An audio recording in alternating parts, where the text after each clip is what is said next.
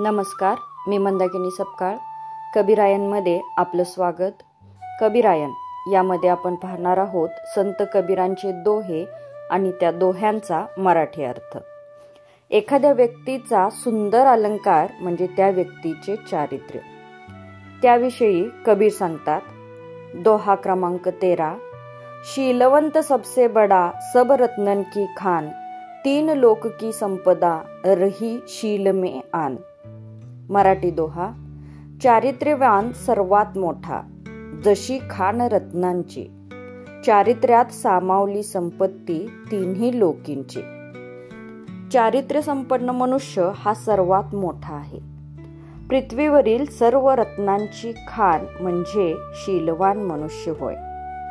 शांत आणि सदाचारी, चारित्र्य संपन्न व्यक्ती म्हणजे तिन्ही लोकींची संपत्ती आहे. म्हणून शीलवान बनण्याचा प्रयत्न करावा.